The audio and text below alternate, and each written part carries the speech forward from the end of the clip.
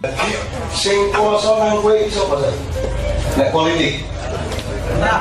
Pemerintah. Oke. Nek soal BBM sing kuasa sapa?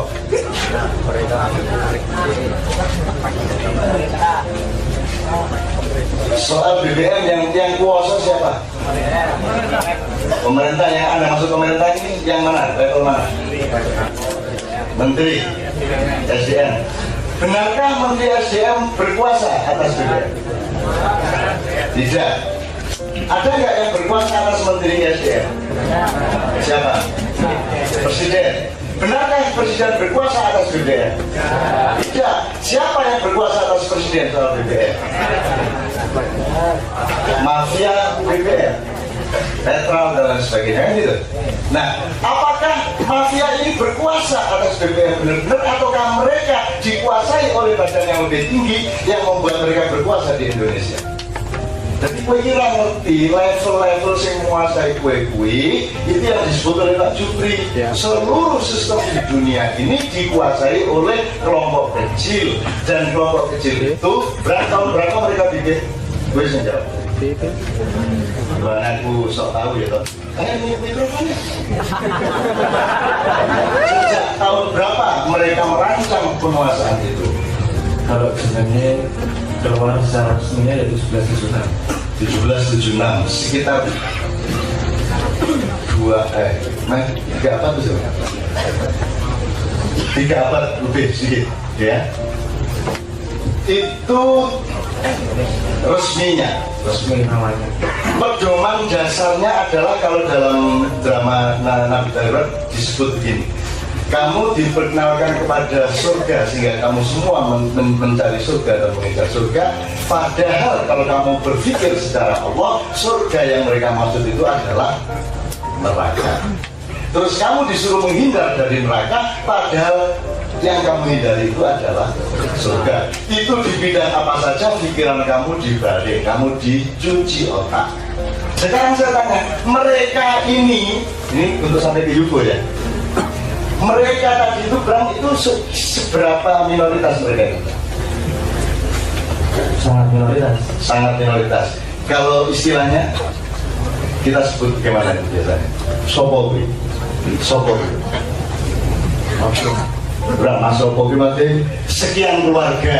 Ya kok lali gitu. Orang ada seneng ya. Yo seneng rasa dulu. Ya apa namanya? Setahu saya pada tingkat paling atasnya harus dulu dan orang yang saya kenal namanya tokoh selama ini ada ketemu di Google atau dimana tuh. Terus tahu saya yang mengontrol itu semua yang sepanjang 300 tahun lebih. Kalau nggak ketahuan itu tadi, kalau nggak ketahuan jauh lebih panjang ke belakang. Itu 13 keluarga. 13 keluarga. Apakah mereka berkoordinasi satu sama lain? Ya. Di seluruh level? Ya. Di seluruh level? 13 keluarga itu ya, karena ada pembagian yang jelas pada 7. Tapi kemudian ada second circle, third circle, dan seterusnya. Mereka berkaitan atau tidak? Jadi 13 keluarga ini mereka sudah punya kesadaran kolektif. Jadi setahu saya. Apakah mereka punya simbol tunggal yang mereka pahami satu sama lain? Kalau pada 13 keluarga ini sudah mereka tidak menggunakan komunikasi simbol. Itu ketika sudah di bawah 13 keluarga itu, baru mereka berkomunikasi menggunakan simbol. Karena harus menggunakan iconographis. Simbolnya apa? Wah, macam-macam. Atau kalau di Google sudah sedikit menyinggung sacred geometry. Sacred geometry. Itu secret. Geometri sakral. Mungkin Anda lebih riset lebih dalam dari Pythagoras. Ketika seorang menemukan rumus Pythagoras, itulah dari sejarahnya dia kecilnya kemana, gedenya kemana, dia bikin organisasi apa, dia membuat buku apa, dan geometri sakral itu berapa, itu mungkin banyak bisa kita ngambil dari Pythagoras. Geometri sakral kayak dipanggung di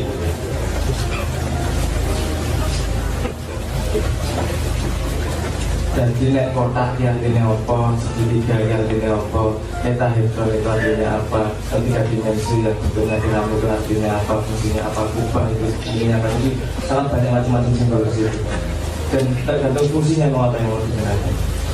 Nah sekarang yang disebut komunikasi melalui simbol itu ya? Maksudnya? Komunikasi melalui simbol, jadi harus untuk sebuah organisasi rahasia rekam TV ini. Untuk sebuah organisasi rahasia Orang mau aku.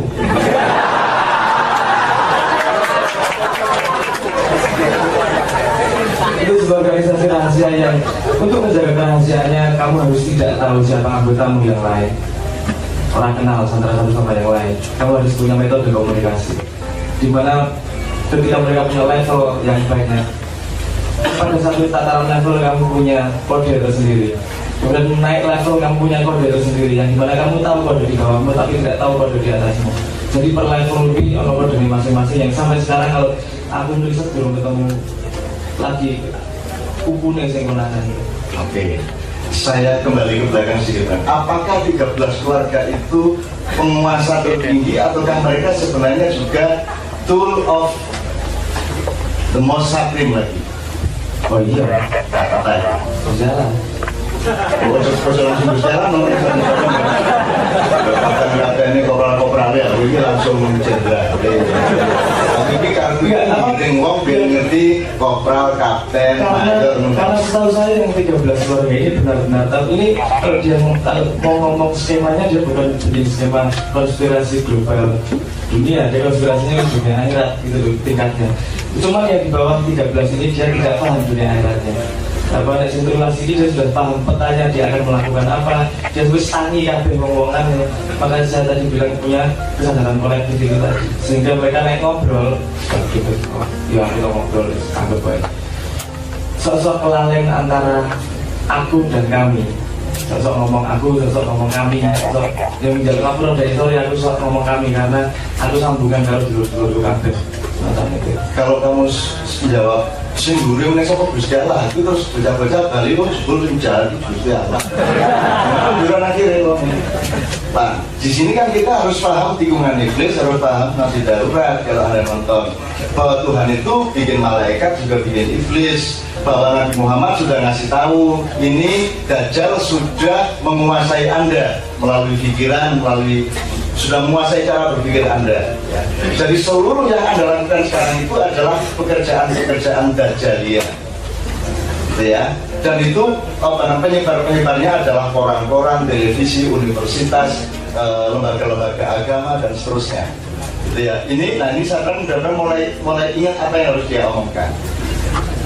Nah, nanti kita akan sampai kalau Kanjeng Nabi Muhammad SAW sudah memberitahu mengenai struktur dan kronologinya dia. Ini tetap banyak pendapat ya, tapi setahu saya Kanjeng Nabi kronologinya nanti ada perang besar dulu, terus kemudian Imam Mahdi, terus kemudian masa damai sebentar sampai orang lupa akan Dajjal. Ketika lupa Dajjal baru turun Dajjalnya. Terus Dajjal datang, Mahdi tak kuat ngadepi Nabi Isa. Kita Nabi Isa sudah turun, Yesus masuk keluar, berhasil ngadepi dan berpengaruh bersalah sehingga dikirim ulat di lehernya untuk membunuh Yesus Kristus tersebut, dan kemudian bangkainya tersebar di mana-mana dan akan dibersihkan oleh burung yang lehernya berbentuk seperti onta. Tolong Anda juga nanti pulang ke rumah cari bahan-bahan mengenai hadis-hadis Rasulullah yang mungkin tidak terlalu populer karena temanya dianggap, karena para penyebar agama ini sudah merupakan pegawai Dajjal sehingga dia memilih hal-hal yang kira-kira tidak menimbulkan kesadaran. Bagaimana Sabrang menjelaskan misalnya dua hal yang dia tunjukkan ke saya. Lambangnya polisi Arab itu adalah mata satu. Terus kalau angkatan udara Israel itu di sini tulisannya kafir. Sama persis seperti yang dibicarakan Rasulullah di dalam hadis-hadis. Bagaimana menjelaskan mata satu dan segitiga itu? Kurang.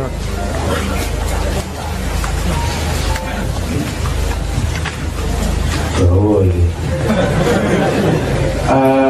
Ini Kalau dari pengetahuannya kita dari ranah Islam jelas bahwa indikasinya Dajjal ini motornya siji yang buta sebelah kanan,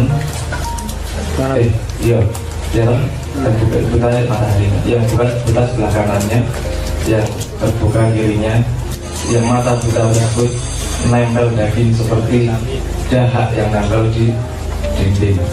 Ceritanya melalui ilustrasinya seperti itu, mata satu.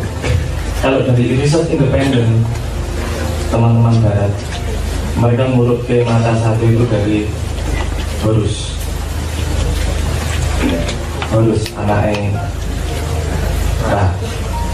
yang dimana disitu ceritanya dia rebutan tahta, terus akhirnya menang tapi terluka matanya dan dia punya mata satu. Saya ini ketika saya waktu itu kok Kanjeng Nabi memasukkan doa lindungilah kami dari fitnah Dajjal. Medeng ini kalau mau foto nanti kok ibu gitu kan gitu bayangan saya. Ternyata kalau mau melihat itu tidak ada yang tidak didesain oleh Dajjal sama bukan sudah Dajjal lah, tapi dengan konseptual itu. Karena ini semua juga dalam rangka memberi jalan untuk Dajjal untuk turun. Nah ini itu benar-benar muncul di mana-mana dan benar-benar fitnah. Ya semua yang Anda ketahui, kalau misalnya seperti ini, Anda kalau disuruh nyembah berhala mau nggak? Nggak mau loh, patung nggak disembahkan gitu.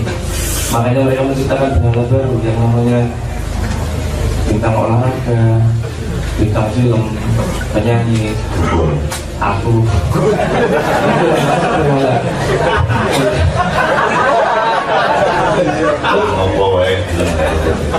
Tapi ya itu kan di situ didesain bahwa itu sudah jelas sekarang orang punya kesimpulan tontonan menjadi tuntunan. Iklan kesehatan saya ngomong artis, iklan kelek saya ngomong artis, iklan asuransi saya ngomong artis, kabel saya ngomong artis. Mau tidak mau itu tuntunan dan itu berhala yang dibuat sekarang tanpa kita sadar bahwa itu berhala. Dan sangat banyak seperti itu di sekitar kita yang kita sendiri tidak sadar karena kita lahir di kurungan yang sudah didesain sedemikian rupa untuk menjaga kita dari sebab lainnya. Ya, jadi saya ingin angle-nya itu kita urut gitu ya, bahwa itu nanti bisa diperdalam, bisa diperluas, bisa didetail nanti dulu. Tapi pokoknya kita kenal, berarti tadi kita kembali ke mereka tadi ya. Mereka tadi itu sebenarnya tetap ada atasannya. Nah, bagaimana menarik garis antara 13 keluarga itu ke Dajjal?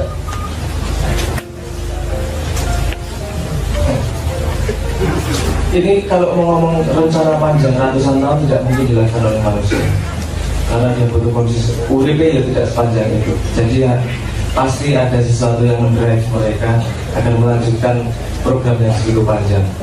Jadi saya melihat karena 13 keluarga ini paham permainan drama dunia sehingga dia melaksanakan perannya dan butuh men-set up untuk ujian nasional. Kalau sehari-hari kan setan menggoda, iblis menggoda dan segala macam kan aku nanggapi ujian harian lah. Soal ada yang lebih besar dengan bencana dan segala macam ya ujian mid semester. Ada juga ujian nasional di mana semua barang-barang diuji dengan jalan Dajjal tersebut. Jadi 13 keluarga ini menyiapkan jalan untuk menuju kerja terakhirnya. Oke, gini Bang, saya ingin kasih tahu teman-teman satu summary ya, satu skema dasar dulu, sketch dulu. Jadi, simbol-simbol Dajjal. Oh, kui simbol Dajjal atau siji. Kalau benar, oke. Itu muncul di apa saja? Untuk menunjukkan bahwa itu wilayah sudah dikuasai, itu wilayah sudah dikuasai. Maksud saya. Yes, nek kue wis ngerti, nek kue roto kue wis dikuasai, baru kita ngomong 8 bulan tadi. 8 bulan yang dibilang oleh Pak Jubri tadi. Hampir semua film yang Anda lihat pasti ada tandanya. Teman-teman pasti sudah riset itu. Yang paling ekstrim yang ini tadi, emblemnya kepolisian Arab Saudi itu baru diganti beberapa tahun terakhir dan keluar mata satu. Saya juga kemarin dikasih bahkan kita desain kasih foto sertifikat pelatihan apa sih pembangunan apa loh Indonesia karena di sertifikat ada wilambangi segitiga plus mata satu lagi kok kamu dan itu kan mudah-mudahan ada yang karena selera estetis saja, tapi tetap harus kita perhatikan bahwa ini kalau di wilayah properti ada simbol itu, maka petugas lain di wilayah yang non properti menjadi tahu oh properti harus dikuasai kalau JPMD. Itu kan maksudnya. Oke. Sepak bola sudah, Olimpiade di London nanti sebentar lagi sudah jelas itu simbol-simbolnya, ya jelas. Di Indonesia klub-klub apa yang pakai simbol itu semua sudah terkuasai Anda semua itu. Bahkan yang paling berbahaya yang Toto bilang tadi malam adalah wilayah-wilayah cara berpikir agamamu sudah dikuasai oleh Dajjal. Jadi Dajjal nyuruh kamu tidak percaya kepada di jalan Dajjal. Anggur ngomong-ngomong, oh bid'ah. Karena kamu sudah menjadi anggota Dajjal. Wis, gamane ini dasar. Kamu percaya sama pasar rugi, pasar liwat, isi percaya? Berarti gue isi ning jobone kurungan Dajjal. Neng saya dipercaya nggak secara akademis? Kliwon, pergi, ain, metu, 1, 8, pergi.